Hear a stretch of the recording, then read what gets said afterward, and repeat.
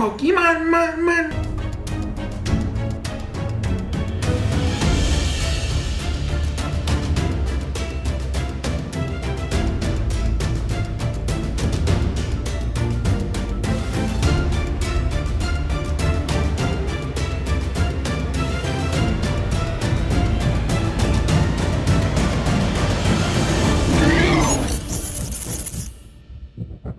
Yo, what is up, Crockxen clan members, Poke fans, and others who hope something in this video. I'm SoresanCrockxen here with another episode review of Pokemon to be a master Poke It monster. You know how it goes. We have the girl, Misty, back in this shit. As expected, as it should be. Everything is back in normal with the world. My girl Misty's back. She whooped Ash's ass. I love it. It's so great to see Misty again. I did see her in Sun and Moon. She was cool there. I think they showed her in Journeys. I can't really recall because I haven't seen Journeys all the way through. As I've stated before, doesn't matter. We're here. Misty came back, whooped Ash's ass. It rhymes. It works. Brief summary of the episode. Basically, Ash is doing some fishing, finds a clauncher. Misty had reeled the clauncher before. They do a reenactment of what they did back when Ash and Misty fought for Totodile, except this time they both basically caught the Pokemon on their fishing role. So instead of like the same Pokeball being thrown, or lure ball being thrown, and they didn't know which one was the one that caught it, so they just battled. But it was nice. It was whatever. We're good to go. But it was just nice to see the dynamic again. I still say to this day, and more shippers might hate me for this, and a lot of the other shipping people might hate me for this. I still think Ash and Misty have the best dynamic out of everybody, like of male, female, companions and stuff like that. I think they had the best dynamic just because they were able to be themselves with each other. Like they were constantly teasing each other. Like it literally looks like flirting if you see it from an outsider's perspective, because they're a lot younger, right? And what do a lot of people say? Oh, when you're young, the way you show your affection for somebody else is that you tease them and you do like poke fun at them and like you do all this stuff. So it just looks like they're meant to be. Okay, I'm sorry. I've always been a Misty and Ash supporter since the beginning. It's never been straight away. I have never pictured Ash with anybody else. And I hated the fact that Serena was thrown in, which a lot of people are saying like, oh, but Serena and Ash had a better dynamic, blah, blah, because they actually love each other. No! Serena's a fucking stalker chick who like went after him, and like it was literally a one-sided relationship the entire time. Ash and Misty are constantly like with each other. Like you can see a dynamic there, whereas the other one was just like Serena was just over here glorifying Ash and just wanted to kiss his ass. But no, Misty doesn't have none of that shit. They're able to stand on equal ground, and it was legit. Misty, like I said, she whooped Ash's ass.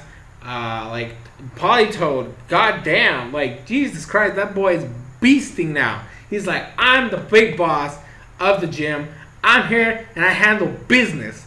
I do feel bad that my poor boy Corphish got a little mollywop, but I mean, granted, if I think about it, Corphish is like Ash's weakest water type. Aside from like Totodile, which he was more like a gag.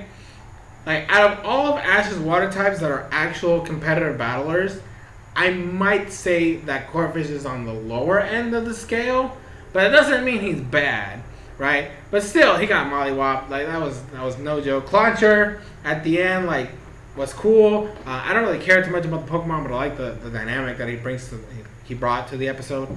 Latias seems to be around for some fucking reason. I don't know why. Well, I can't say I don't know why. I feel like they're trying to hint at something here, where I think Latias is going to be like the finale, right? Where Ash is going to catch the fucking Latias at the end of this whole arc or the whole journey or whatever the hell. Or something's going to happen with this goddamn Latias. I don't know yet. But I believe there's going to be some attachment with Ash. Which makes sense if you look at the history of Ash and the Lottie twins.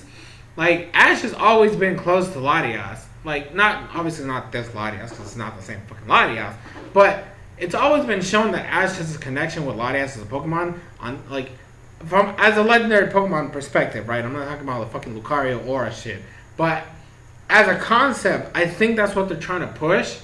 is that Ash is gonna have Latias as his legendary. That's like his connection to a legendary Pokemon, which is cool. I think that's fun because you had Go with his whole Mew shenanigans. So I'm not. How do I put this? I'm glad that they're giving him the possibility of owning a legendary, right? I don't think it'll be bad if that's like the route they're going with, and I think Latias like makes perfect sense for him, just in the context of every other interaction Ash has ever had with the Lati twins. So that's cool, and if they do end up going with that, that's fine. Team Rocket showed up again, but they were kind of ass. I didn't really care too much about them in this episode. I didn't care about them in the last episode either, but I just didn't feel like any connection to them. I didn't see any purpose for them to be there. Although I will say I'm glad that I don't think they've ever done this like this before, where they're really hinting at that people eat Pokemon, because in the like they were spying, they're like, oh, we see they caught this little fucking clauncher, and they were literally talking about the fact that people eat their fucking claws because they're very tasty and juicy, but it grows back. So they just, we just chopping off limbs off a Pokemon now. So I mean, it always made sense, right? It's always been like a known thing, a known fact that people in the Pokemon world eat Pokemon because it's the equivalent of people having pets in the real world and having cattle and all that shit, and then they eat them. So it always made, like, there was always that connection there, and they've hinted at it in Pokédex entries in the past. So it's nice that it gets acknowledged, and it gets like, oh, don't worry, we'll just chop off the fucking claw and give it back to you. It'll grow back. Like, the fact that they brought up the fact that they were going to eat the fucking thing, I think is good just for a world building perspective. Granted, I know that if you, like, look at it from, like, a child's perspective, they're like, ew, they eat Pokemon, like, because they don't know any better. But it was, I think that's the best part about it. One negative I'm gonna bring up. From what I've seen, Ash is gonna have a different rotating group of Pokemon during his journey. So like last week's episode, we had Sceptile, Noivern, Weasel, and Donphan alongside Pikachu, obviously. So he's at 5. And then in this episode, aside from the Corphish, we had Totodile, Leavanny, and Rowlet. And they didn't do shit. Like, the only one that ever did anything was just Corphish, and that's because he battled Misty. I don't know how I feel about them, like, shadowing the rest of his team, right? Like, it's not... You only have, like, what, 13 episodes? Give some of them a little bit over the spotlight. Because at least in the last episode, all of his mons did something in the episode, right? They didn't get a full, like... highlight, but they did something. In this one, the most we got was Leavanny being the nurturing Pokemon that it is, over here taking care of Rowlet, and then Rowlet being the goofball because it landed on Misty's head. It was like, I'm here, and then that's it. Like, Totodile didn't even do anything. He didn't even do his silly little dances. What the fuck? But overall, I think the episode was nice. I'm glad Misty's back, and she's joining Ash on his journey. She even did like a callback to when she initially joined Ash back in the OG series, where she's like, well, I kind of want to, why don't we just go together? That way the two crab Pokemon have a chance to hang out and shit, they need their buddies, because Corphish and Clauncher have, like, some, like, deep connection or some shit. I don't fucking know. But, like, Misty's like, let me just go with you. just for that, we don't want to separate them. So that's nice. It's nice that Misty's here again. And Pikachu wanted him to go, because... Pikachu knows Misty's the best girl. Like, that's it. Misty's always going to have a spot in my heart as Ash's #1 girl. Like, hands down. I'm not... No. Nobody else matters. Like, fuck that shit. But anyways, that's going to be it for this episode review. Hope you guys enjoyed it. Leave your thoughts and comments in the comment section below about what we thought about the episode. I remember last week I left the link in the description of the video. So I'm going to do that again this week. So if you guys missed it, you can at least watch it there. And leave your thoughts. Let me know what you guys think about the episode. Are you guys happy that I'm bringing back the fucking episode reviews? Like, who'd have thought me, Soresan, in 2023 would be making fucking Pokemon episode reviews? But here I am, making fucking Pokemon episode reviews. But that's going to be it. Thank you guys so much for watching. I'm SoresanCrockxen, and I'll see you guys in future videos.